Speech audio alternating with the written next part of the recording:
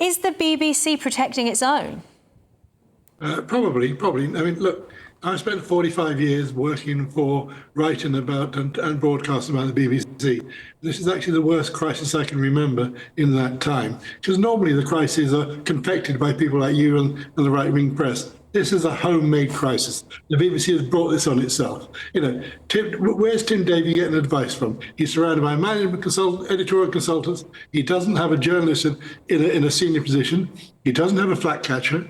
Most good BBC DGs have somebody who catches the flag. He doesn't have that. He obviously makes all the decisions himself. I mean, I think today that quite a few people should actually be fired, be put up against the wall and fired. Anybody from the commissioner at BBC Wales who turned down the first person right through to whoever's made the last decisions. You know, it was very simple. The answer: you suspended once you knew about the charge. You suspended him, put the money into an escrow account, and say, look, if you're found innocent, this is your money. If you're found guilty, it's our money. So instead of which, an awful lot of licence-paying money has gone to Huw Edwards when he was under deep suspicion, and the BBC knew about it. You know, what are they playing about? You know, Tim Davie needs to be kicked around the room by Lisa and Andy today. You know, he has surrounded himself with people who don't seem to know what they're doing.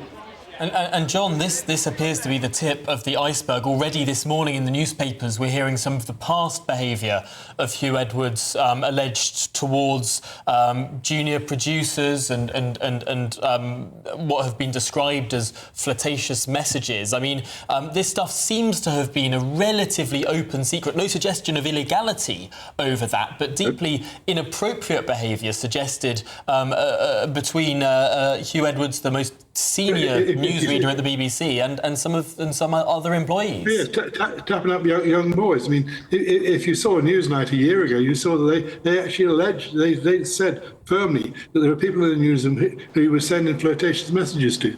He didn't sue, the BBC didn't deny it.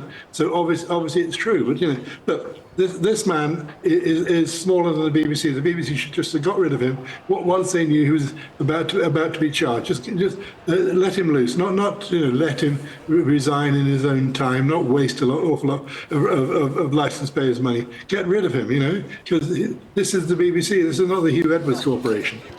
Yes, of course, he resigned, didn't he? He wasn't pushed. So thank you very much. That was former BBC producer and editor John Mair. Now we have a statement here from the BBC, which reads as follows: in November 2023, whilst Mr. Edwards was suspended, the BBC, as his employer at the time, was made aware in confidence that he had been arrested on suspicion of serious offences and released on bail whilst the police continued their investigation. At the time, no charges had been brought against Mr. Edwards, and the BBC had also been aware of significant risk to his mental health. The BBC is shocked to hear the details which have emerged in court today. There can be no place for such abhorrent behaviour, and our thoughts are with all those affected. Today we have learnt of the conclusion of the police process in the details as presented to the court.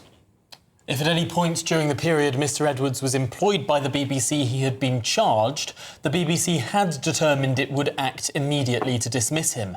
In the end, at the point of charge, he was no longer an employee of the BBC. During this period, in the usual way, the BBC kept its corporate management of these issues separate from its independent editorial functions.